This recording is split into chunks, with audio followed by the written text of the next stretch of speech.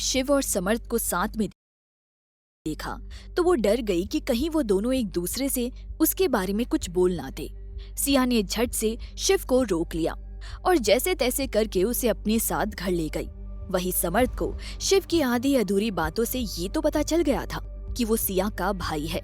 समर्थ ने प्लान बनाया और अपनी मासी दया के साथ गोमती निवास पहुंच गया। उन दोनों के साथ गोमती के पति जयंत भी थे। समर्थ ने जयंत को जेल से छुड़ाया था। दया ने गोमती को समझाया कि वो अब ये दुश्मनी छोड़ दे और एक नए रिश्ते की शुरुआत समर्थ और दिया की शादी से करे। गोमती हैरानी से बोली, ये तुम क्या बोल रही हो दया? ऐसे में कैसे दिया की शादी कर सकती हूँ? वो बोल ही रही थी कि तभी मोहन वहां आते हुए बोला, गोमती तुम भी ना बहुत अजीब हो। इतना अच्छा रिश्ता आया है हमारी दिया के लिए और तुम ऐसे सवाल कर रही हो। जीजा जी घर आए हैं, इस लड़के की वजह से ये लड़का हमारी दिया के लिए सही है। हाँ बोल दो इस रिश्ते के लिए। अपने भाई मोहन और पति जयंत की बात मानकर गोमती ने कहा, ठीक है, मैं इस रिश्ते के लिए तैयार हूँ। गोमती की बात सुनकर सब खुश हो गए। समर्थ ने गोमती से कहा, माँ जी सा, तुम्हारी एक विनती है। मैंने परसों घर वापस जाना है, इसलिए मैं कल ही आपकी छोरी से शादी करना चाहता हूँ। उसकी बात सुनकर गोमती फट से बोली, नेकी और पूछ पूछ, तुम चिंता मत करो, बस शादी की तैयारी करो। गोमती शादी के बारे में समर्थ से बात कर रही थी कि उनके बाद घर की एक नौकरानी ने सुन ली। वो ये सब सुनकर खुश हो गई और भागकर दिया को बताने सिया के कमरे में गई। दिया और सिया दोनों अल्पा को शांत करवा रही थी। नौकरानी वहां आई और आते ही बोली, दिया बहन, खुशखबरी है, आपकी शादी तय हो गई। क्या? दिया और सिया दोनों चौंकते हुए एक साथ बोली। दिया ने मुंह बनाते हुए कहा, ये क्या बोल रही हो तुम? सुबह सुबह क्यों झूठ बोलकर मेरा दिमाग खराब करने की कोशिश कर रही हो? अरे दिया बहन, मैं सच बोल रही हूँ, चाहे तो आप खुद जाकर देख लीजिए। बड़े मालिक भी जेल से छूटकर वापस आ गए और उन्हें दया बेन के भांजे ने छुड़वाया है और अब उसी से आपकी शादी होगी, वो भी कल। नौकरानी ने सारी बात उन सबको बताई तो वो तीनों हक्की बक्की रह गई। वो नौकरानी इतना बोलकर वहां से चली गई। दिया ने हैरानी से पूछा, ये क्या बोलकर गई? मुझे कुछ समझ नहीं आ रहा। सिया ने उसे समझाते हुए कहा, जीजी शांत हो जाइए, चलकर देखते हैं। अल्पा तुम यहीं आराम करो। सिया और दिया ने अल्पा को वहीं छोड़ा और कमरे से बाहर रेलिंग पर आई। उन दोनों ने ऊपर से ही नीचे खड़े सब लोगों को देखा तो वो दोनों चौंक गई। दिया ने खुश होकर कहा, बापूजी घर आ गए। सिया ने समर्थ को देखकर मन में कहा, हे राम जी, ये तो समर्थ जी हैं। ये दिया जीजी से शादी कर रहे हैं, लेकिन क्यों? इनके दिमाग में अब क्या चल रहा है? दिया ने समर्थ को देखकर स्माइल करते हुए कहा, अरे ये तो वही है जिनसे मैं कल मिली थी। यही मेरे होने वाले पति हैं। भगवान ने मेरी किस्मत में इतना अच्छा इंसान लिखा था, मैंने तो कभी सपने में भी नहीं सोचा था। सिया, ये बहुत अच्छे इंसान हैं, मैं इन्हें जानती हूँ। मेरी शादी इनसे होने वाली है। दिया बहुत खुश थी। उसको खुश देखकर सिया को कुछ भी समझ नहीं आ रहा था। वो सोच विचार करते हुए मन में बोली, ये सब क्या हो रहा है राम जी? समर्थ जी दिया जीजी से शादी कर रहे हैं, पर क्यों? मुझे पता करना होगा कि समर्थ जी के दिमाग में ये सब क्या चल रहा है। समर्थ और दया बात करके वहां से वापस घर चले गए। गोमती का पूरा परिवार बहुत खुश था कि दिया की शादी हो रही है और जयंत भी वापस आ गए। घर में शादी की तैयारियां शुरू हो गई थी। घर में खुशनुमा माहौल था, पर फिर भी सिया खुश नहीं थी। उसे तो बस इसी बात की फिक्र सताए जा रही थी कि समर्थ ये शादी क्यों कर रहा है। वो बस एक बार समर्थ से इस बारे में पूछना चाहती थी, इसलिए वो उससे मिलने रात के समय मयंक के घर गई। रात काफी हो चुकी थी। मयंक के घर में सब लोग अपने अपने कमरे में आराम से सो रहे थे। सिया चुपके से समर्थ का कमरा ढूंढकर बालकनी के जरिए उसके कमरे में घुस गई। वो कमरे में गई तो वहाँ कोई नहीं था। ये सब देखकर सिया ने खुद से कहा, मुझे तो लगा था कि ये समर्थ जी का कमरा है, पर यहाँ तो कोई भी नहीं है। वो ये बोली ही थी कि तभी किसी ने उसे पीछे से उसे कमर से पकड़ लिया। इस एक्शन से सिया डर गई। उसके कानों में समर्थ की आवाज आई, मारे साथ रह रहकर तुम्हारी हरकतें भी सीख गई है चतुरी। घड़ी चौकी बात है। समर्थ की आवाज सुनकर सिया ने उसकी पकड़ से छूटते हुए कहा, छोड़िए मुझे। वो समर्थ के सामने खड़ी होकर गुस्से में बोली, क्यों टच कर रहे हैं आप मुझे? आपकी शादी तो दिया जीजी से हो रही है। अब आपको क्या चाहिए मुझसे? जो चाहिए था वो तो तने दिया ही नहीं और भाग आई मैंने छोड़कर नागौर में। समर्थ ने स्माइल करते हुए जवाब दिया, जिसे सुनकर सिया ने झट से कहा, ओह, तो आप इसलिए दिया जीजी से शादी कर रहे हैं क्योंकि मैंने आपको धोखा दिया? मैं आपको छोड़कर यहाँ चली आई। देखिए, ये सब अभी के अभी बंद कर दीजिए, वरना आगे चलकर आपको आपकी इस हरकत पर पछताने का मौका भी नहीं मिलेगा। उसकी बात सुनकर समर्थ ने उसकी आंखों में देखते हुए कहा, तने गुस्सा आ रहा है अपने भरतार को किसी और से शादी करते देखकर? मैं तो ये शादी करना भी नहीं चाहता था, पर मैंने ये शादी थारी वजह से करनी पड़ रही है। तू अगर खुद से सबको हम दोनों के बारे में बता देगी तो ये सब करना नहीं पड़ेगा। मैं तो तने अभी भी अपनाने के लिए तैयार हूँ, तू बस एक बार हाँ बोल दे। समर्थ की बात सुनकर सिया ने घबराते हुए कहा, ये सब आप मुझसे हमारी शादी का सच बाहर निकलवाने के लिए कर रहे हैं? हाँ, मैं खुद भी ये बात सबको बता सकता हूँ, पर मैं नहीं चाहता कि हमारी वजह से तू अपने परिवार से दूर हो। इसलिए तू खुद ही उनको ये सच बता कि मैं थारा भरतार हूँ। वो लोग थारी बात मान भी जाएंगे। समर्थ ने सिया के करीब आते हुए कहा। सिया ने अपने कदम पीछे लेते हुए कहा, आप ये क्या बोल रहे हैं? आप मेरे मुंह से सच बुलवाना चाहते हैं? ये बात अगर सबको पता चल गई तो क्या होगा, इस बात का अंदाजा भी है आपको? समर्थ ने सिया का हाथ पकड़कर उसको दीवार से सटा दिया। समर्थ ने दीवार से हाथ लगाकर उसका रास्ता दोनों तरफ से रोक दिया ताकि सिया उससे दूर ना जा पाए। वो उसके बहुत ज्यादा करीब आकर सर्द आवाज में बोला, मैं अट्ठे अंदाजे लगाने के लिए खाली नहीं बैठा हूँ। तू बस इतना बता कि तू खुद से हमारी शादी के बारे में बताएगी या मैं थारी बहन से शादी करके उसको अपने साथ ले जाऊं। उससे प्यार तो नहीं हो पाएगा हमारे से, बस पड़ी रहेगी हवेली के किसी कोने में। सिया ने रुंधे स्वर में रिक्वेस्ट करते हुए कहा, प्लीज ऐसा मत कीजिए। जीजी आपको पसंद करती है, आप उनका दिल मत दुखाइए।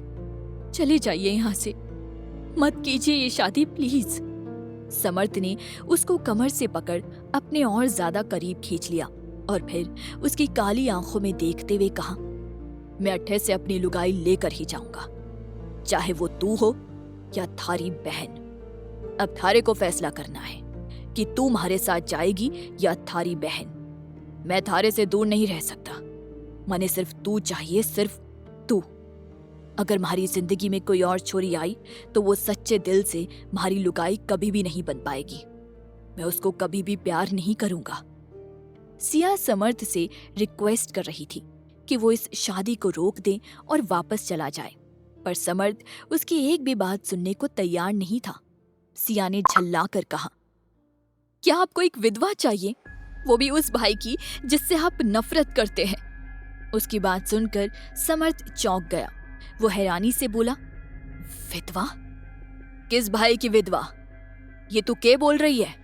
सिया ने उसे झट से जवाब दिया, सच बोल रही हूँ, वो सच जो इतने समय से मैंने आपसे और आपके परिवार से छुपा रखा था।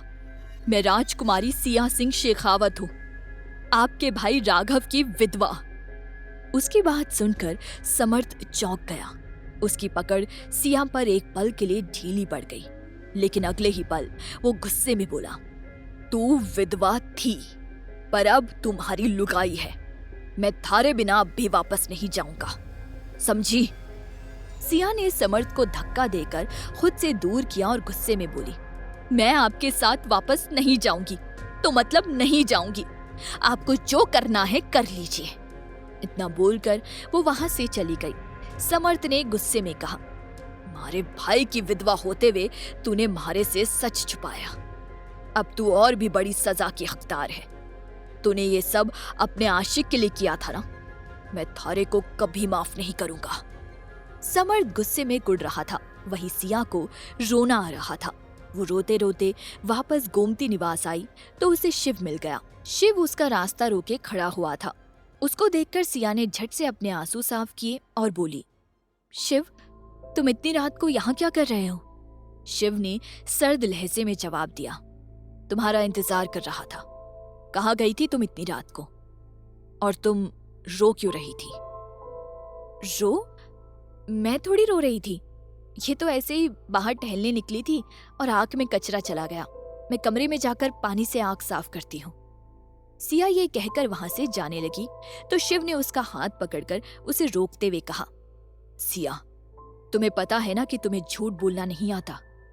फिर क्यों झूठ बोल रही हो, वो भी अपने सगे भाई से? शिव की बात सुनकर सिया ने सिर झुका लिया और उसकी आंखों से आंसू बहने लगे। उसको ऐसे रोते हुए देखकर शिव का दिल बैठ गया। वो उसकी चिंता करते हुए बोला, क्या बात है सिया, क्यों रो रही हो? किसी ने कुछ बोला है क्या? बताओ मुझे, मैं तुम्हें रोते हुए नहीं देख सकता। सिया ने रोते हुए कहा, सॉरी शिव, मैं राजस्थान में 1 महीने से नागौर के ठाकुरों के घर में रह रही थी। क्या? शिव ने उसकी बात सुनकर चौंकते हुए कहा। सिया की बात सुनकर उसके पैरों तले जमीन खिसक गई। सिया उसके सामने खड़ी नजरें झुकाकर सुबक सुबक कर रो रही थी। शिव उसको ऐसे देखकर पहले से ही परेशान था, अब तो उसको और ज्यादा चिंता होने लगी थी। उसने बौखलाते हुए सिया से सवाल किया, तुम वहां क्या कर रही थी सिया? वो हमारे दुश्मन हैं। उनके घर में 1 महीना रहकर आई हो तुम, और तुमने किसी को बताया भी नहीं। कम से कम मुझे तो बता देती। अगर मुझसे पहले दादी सा को ये बात पता चल जाती कि तुम हमारे दुश्मनों के घर थी तो क्या होता? वो उन ठाकुरों के खून की प्यासी है और तुम उन्हीं के घर में थी। तो मुझे साफ साफ बताओ कि वहां तुम क्या करने गई थी, और ये बात तुमने मुझसे क्यों छुपाई? क्यों सिया? जवाब दो। क्या सिया शिव को बता देगी अपनी और समर्थ की शादी का सच? क्या शिव अपनी दादी सा के खिलाफ जाकर अपनाएगा सिया और समर्थ के रिश्ते को? क्या समर्थ सिया का सच जानकर भी सिया को माफ नहीं करेगा कभी भी? क्या है शेखावत और राठौड़ परिवार की दुश्मनी का राज? जानने के लिए सुनते रहिए महारी चांद कवर, सिर्फ पॉकेट एफएम पर।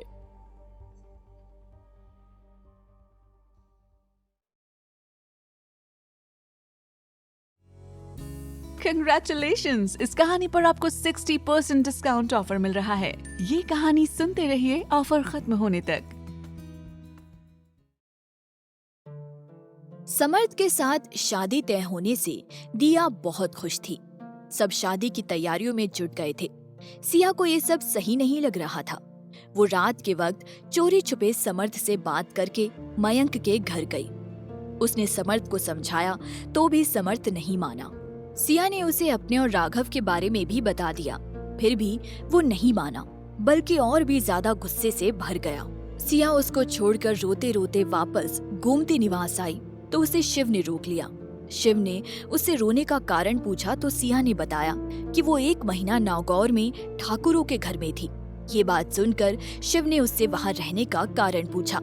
सिया ने रोते हुए जवाब दिया, शिव, मैं जब अयोध्या गई थी तब मेरी दोस्त अप्पू की शादी होने वाली थी।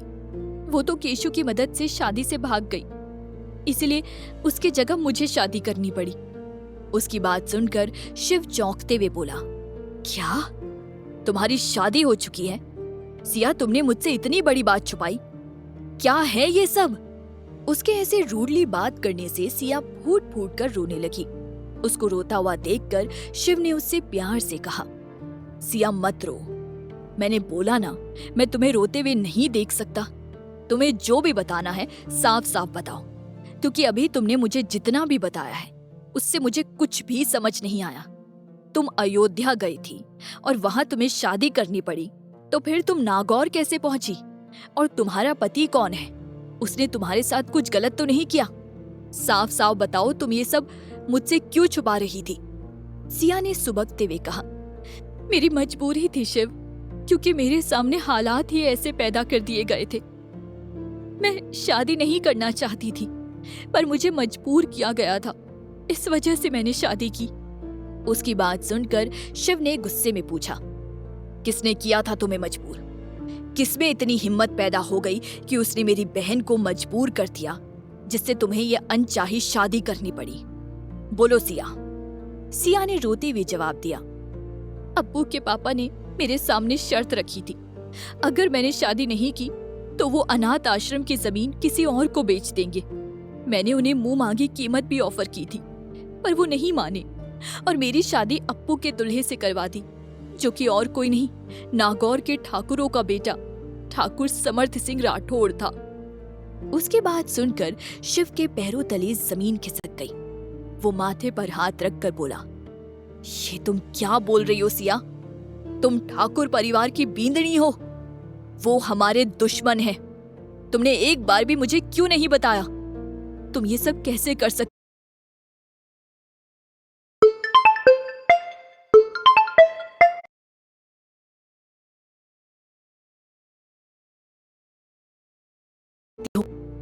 उसकी बात सुनकर सिया ने रोते हुए कहा, मैं जानती हूँ कि वो हमारे दुश्मन हैं, पर मैं क्या करती? मैं जब नागौर पहुंची तब मुझे पता चला कि ये उनका घर है। मैं तुम्हें परेशान नहीं करना चाहती थी, इसलिए कुछ नहीं बताया। सिया का आंसुओं से भरा मासूम सा चेहरा, रोने की वजह से लाल हुई छोटी सी नाक और भीगी पलकें देखकर शिव उस पर चाहकर भी गुस्सा नहीं कर पा रहा था। इसलिए उसने सिया को अपने सीने से लगाकर समझाते हुए कहा, सिया, तुम मेरी बहन हो। तुम्हारी लाइफ में इतनी बड़ी बड़ी मुसीबतें आई और तुमने मुझे बताया ही नहीं। अब शांत हो जाओ और मुझे ये बताओ कि तुम्हारी शादी हुई थी तो फिर तुम केशु के साथ उस हालत में दिल्ली क्यों आई? साफ साफ बताना और चिंता मत करना, मैं हूं तुम्हारे साथ। सिया ने उसे जवाब देते हुए कहा, शिव, मैं छुपकर उस परिवार में रह रही थी और उसने शिव को अपनी शादी से लेकर आज तक उसकी लाइफ में जो कुछ भी हुआ सब कुछ शिव को सच सच बता दिया। वो सारी बात बताकर रोने लगी। शिव उसकी बात सुनकर उसे कसकर अपने सीने से लगाकर प्यार से बोला, इतना कुछ हो रहा था तुम्हारी जिंदगी में और मैं तुम्हारे लिए कुछ भी कर नहीं पाया। सिया, क्या तुम्हारे लिए वो दिया जीजी से शादी कर रहे हैं? क्या सच में वो तुमसे प्यार करते हैं? सिया ने रोते हुए हाँ में सिर हिलाया। शिव ने फिर से सवाल करते हुए कहा, और तुम, क्या तुम भी उनसे प्यार करती हो? सिया ने अपने आंसू साफ करते हुए जवाब दिया, इस सवाल का कोई मतलब नहीं है शिव। मैं और समर्थ जी कभी एक नहीं हो सकते। शिव ने सिया को कंधों से पकड़कर मुंह बनाते हुए कहा, क्यों नहीं एक हो सकते? तुम बस इतना बताओ कि उनसे प्यार करती हो या नहीं। शिव, वो हमारे दुश्मन हैं, सिया ने रुंधे स्वर में कहा। तो शिव बोला, और मैं तुम्हारा भाई हूं, दुश्मन नहीं। तुम्हारे लिए मैं जान भी दे सकता हूं, चाहे कोई भी दुश्मन आ जाए। मैं मेरी बहन की खुशियों के बीच में किसी को नहीं आने दूंगा। और रही बात हमारी दुश्मनी की, तो मेरी बहन की खुशी किसी भी दुश्मनी से बढ़कर है मेरे लिए। सिया सामने से उसकी बात का जवाब देते हुए बोली, पर दादी सा नहीं मानेंगे। उन्होंने आज तक हमें नहीं बताया कि वो कैसे हमारे दुश्मन बने। कोई बहुत बड़ी बात होगी ना शिव? वो ऐसे कैसे मुझे राठौड़ परिवार की बींदनी बनने देंगी? वो इतने सालों से राठौड़ परिवार के लिए दिल में नफरत लेकर घूम रही है। वो मेरा प्यार कभी स्वीकार नहीं करेंगी। शिव ने उसको भरोसा दिलाते हुए कहा, दादी सा नहीं भी मानेंगी तो क्या हुआ, मैं तो मानूंगा। तुम जो चाहती हो सब सच सच बताओ। अगर तुम्हें ठाकुर समर्थ सिंह से प्यार है तो मैं तुम्हें तुम्हारा प्यार हर हाल में दिलाकर रहूंगा, फिर चाहे मेरे सामने हमारा कोई भी दुश्मन क्यों ना आ जाए। सिया उसकी बात सुनकर उसको टाइटली हग करते हुए बोली, मैं उनसे प्यार नहीं करना चाहती थी। मैंने बहुत रोका अपने दिल को, पर फिर भी मुझे उनसे प्यार हो गया। वो मिजाज से सख्त है पर दिल के बहुत अच्छे हैं। उसकी बात सुनकर शिव सिया का चेहरा अपने हाथों में भरते हुए उसके आंसू साफ करने लगा और मुस्कुराते हुए बोला, वो कितना भी सख्त मिजाज का हो, लेकिन मेरी प्यारी बहन को उससे प्यार हुआ है। इससे बड़ी मेरे लिए कोई बात हो सकती है क्या? तुम चिंता मत करो, मैं हमेशा तुम्हारे साथ हूं। तुम अगर ठाकुर समर्थ के साथ वापस नागौर जाना चाहती हो तो मैं भी तुम्हारे साथ राजस्थान जाऊंगा। मैंने सोच लिया है कि अब मैं अपने दुश्मनों से छुपकर नहीं रहूंगा। अब दुश्मनों का सामना करने का समय आ गया है। हम आलू, गेहूं, सरसों की काफी मात्रा में फसल करते हैं और काफी हर साल 20 से 30 बीघा। सिया ने उसकी आंखों में देखते हुए कहा, ये सब तो ठीक है शिव, पर मैं जीजी का दिल नहीं दुखा सकती। उनको इस बारे में पता चला तो क्या सिया? उनके पीछे से दिया की आवाज आई, जिसे सुनकर दोनों उसकी तरफ देखने लगे। उसको देखकर उनको हिचकिचाहट सी हो रही थी। सिया ने हिचकिचाते हुए कहा, सॉरी जीजी, मैं आपको इस बारे में बताने से डर रही थी। मेरी वजह से आपका दिल टूट जाता तो मैं अपने आप को कभी माफ नहीं कर पाती। दिया सिया के पास आई और उसके हाथ को अपने हाथों में लेते हुए बोली, सिया, तुम मेरी छोटी बहन हो और मैं तुम्हारी बड़ी बहन हूं। क्या कभी बड़े छोटों से कुछ लेते हैं? नहीं सिया, बल्कि वो तो उन्हें देते हैं। मैं तुम्हें खुश देखना चाहती हूँ, शिव की तरह। तुम्हारी जीजी इतनी बड़ी बेवकूफ नहीं है कि वो समर्थ के दिल में किसी और की जगह पर हक जताए। उनके दिल में सिर्फ तुम्हारी जगह है। मैं वहां पर अपना हक नहीं जता सकती सिया। सिया की आंखें उसकी बात सुनकर नम हो गई। वो रुआ सा मुंह बनाते हुए बोली, जीजी आप बहुत अच्छी हो और मैं बहुत बुरी हूँ। दूसरी बार मेरी वजह से आपकी शादी टूटने वाली है। दिया ने उसके गाल पर हाथ रखते हुए कहा, अरे पागल, ऐसी शादी का क्या मतलब जिसमें आपका जीवन साथी आपके मन की जगह आपके तन को महत्व दे। समर्थ जी तो तुमसे प्यार करते हैं, तुम उनकी पत्नी हो, और प्रदीप, उसे तो कोई भी प्यार नहीं कर सकता। भला ऐसे इंसान से मैं कैसे शादी कर सकती हूँ जिसकी गंदी नजर मेरी प्यारी बहन पर पड़ी हो। सिया और दिया दोनों को देखकर शिव ने मुस्कुराते हुए कहा, दोनों बहनों ने सलाह मशवरा कर लिया है तो क्या अब हम लोग सोने जाएं? वैसे भी कल शादी का दिन है, बहुत काम है। उसकी बात सुनकर दिया ने मुंह बनाते हुए सवाल किया, किसकी शादी शिव? मैं तो ये शादी नहीं करने वाली। तो फिर तुम किसकी शादी के बारे में बात कर रहे हो? सिया ने दिया को जवाब देते हुए कहा, अपनी शादी की बात कर रहा है ये। इसने अंबिका को अपने दिल की बात बोल दी और उसने इसको हाँ भी बोल दिया। वो भी इससे प्यार करती है, चाहे उसको याद नहीं है कि उसका इसके साथ क्या रिश्ता है, पर उसके दिल में शिव का प्यार तो है। दिया ने मुस्कुराते हुए कहा, चलो ये भी अच्छा हुआ कि अब तुम दोनों की लाइफ में तुम दोनों का अपना अपना लाइफ पार्टनर आ चुका है। अब तुम दोनों आराम करो, इस बारे में हम सुबह बात करेंगे। तीनों अपने अपने कमरे में आराम करने चले गए। अगली सुबह गोमती निवास में सब घर वाले हॉल में मौजूद थे। समर्थ और दया दोनों वहां आए हुए थे। सिया और समर्थ ने सबको अपने रिश्ते का सच बता दिया था। गोमती ये बात सुनकर गुस्से से भरी हुई थी। जयंत ने सिया और समर्थ को देखते हुए कहा, जब शादी होती है तो सबसे पहला काम एक दूसरे को समझना होता है। तुम दोनों ने बिना एक दूसरे को समझे ही फैसला कर लिया था, जो कि एक बहुत बड़ी गलती थी। अब गलती मत करना तुम दोनों। समर्थ बेटा, तुम अपनी पत्नी को ले जा सकते हो, पर शिव की शादी के बाद। समर्थ ने मुस्कुराते हुए हाँ में सिर हिला दिया और वो दया के साथ वहां से चला गया।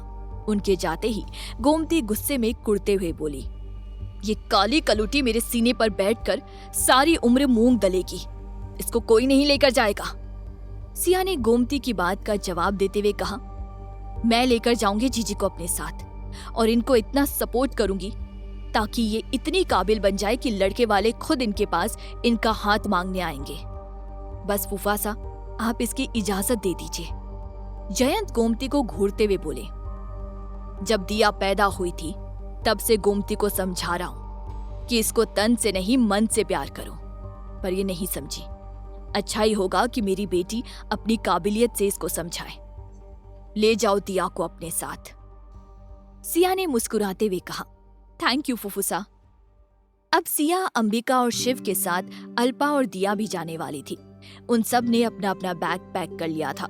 शिव की शादी की तैयारियां शुरू हो गई थी। पास के मंदिर में शादी थी। सब शादी के लिए इकट्ठा हुए थे। शादी की रस्में शुरू हो गई। सिया और समर्थ एक साथ खड़े होकर रस्में देख रहे थे। सिया को वॉशरूम जाना था। वो वहां से जाने लगी तो समर्थ ने उसका हाथ पकड़कर उसे रोक लिया। समर्थ ने उसे घूरते हुए कहा, फिर से भागने की तैयारी कर रही हो? शर्म ना आती के थारे को? हमेशा दूर भागती रहती है अपने भरतार से। सिया ने रुआ सा मुंह बनाते हुए कहा, मैं तो वॉशरूम जा रही थी, प्लीज जाने दीजिए ना। समर्थ ने उसका हाथ छोड़ते हुए कहा, जल्दी आना। सिया वॉशरूम की ओर निकल गई। कुछ देर बाद वॉशरूम से बाहर आई तो किसी ने पीछे से उसकी गर्दन में कुछ चुभाया। वो फट से उस ओर मुड़ी। उसने उस इंसान की ओर देखा और वो आंखें बड़ी करके बोली, तुम कौन हो? उसके सामने प्रदीप खड़ा था।